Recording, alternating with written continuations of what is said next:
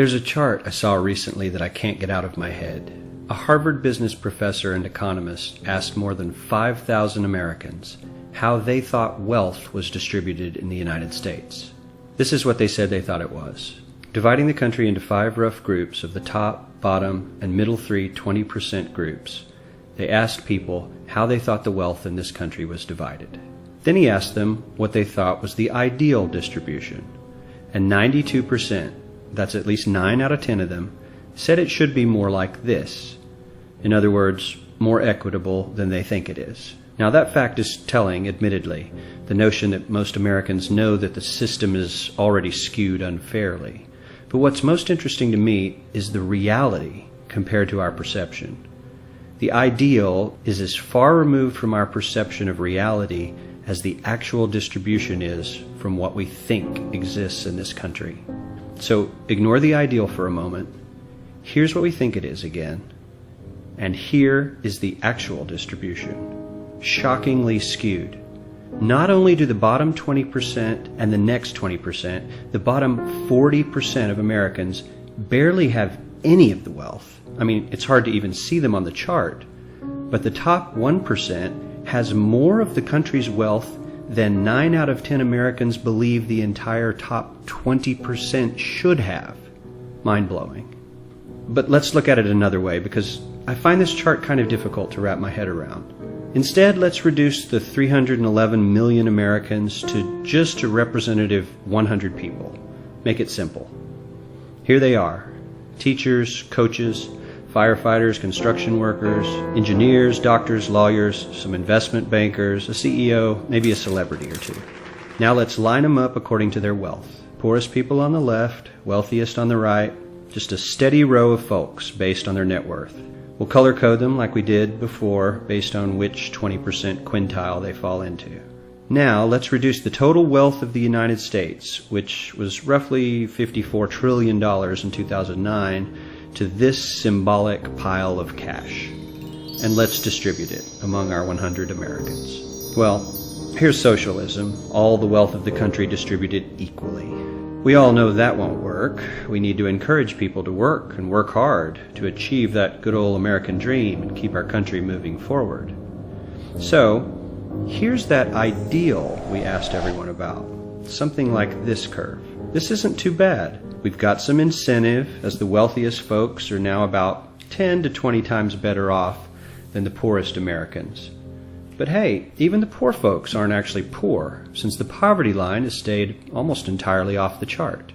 We have a super healthy middle class with a smooth transition into wealth. And yes, Republicans and Democrats alike chose this curve. 9 out of 10 people, 92%, said this was a nice, ideal distribution of America's wealth. But let's move on. This is what people think America's wealth distribution actually looks like. Not as equitable, clearly, but for me, even this still looks pretty great. Yes, the poorest 20 to 30% are starting to suffer quite a lot compared to the ideal, and the middle class is certainly struggling more than they were, while the rich and wealthy are making roughly 100 times that of the poorest Americans and about 10 times that of the still healthy middle class. Sadly, this isn't even close to the reality. Here is the actual distribution of wealth in America. The poorest Americans don't even register. They're down to pocket change, and the middle class is barely distinguishable from the poor. In fact, even the rich between the top 10 and 20 percentile are worse off. Only the top 10% are better off. And how much better off? So much better off that the top 2 to 5% are actually off the chart at this scale.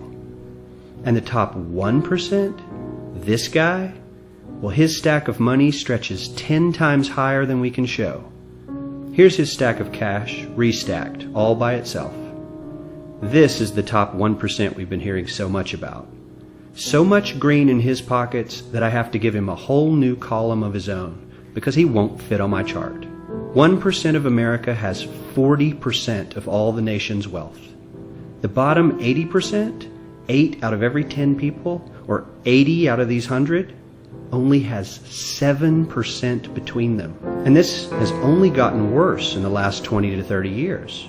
While the richest 1% take home almost a quarter of the national income today, in 1976 they took home only 9%, meaning their share of income has nearly tripled in the last 30 years. The top 1% own half the country's stocks, bonds, and mutual funds.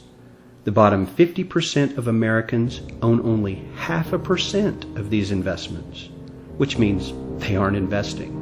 They're just scraping by. I'm sure many of these wealthy people have worked very hard for their money. But do you really believe that the CEO is working 380 times harder than his average employee? Not his lowest paid employee, not the janitor, but the average earner in his company. The average worker needs to work more than a month to earn what the CEO makes in 1 hour. We socialism to find something that is fair for hardworking Americans. We don't even have to achieve what most of us consider might be ideal. All we need to do is wake up and realize that the reality in this country is not at all what we think it is.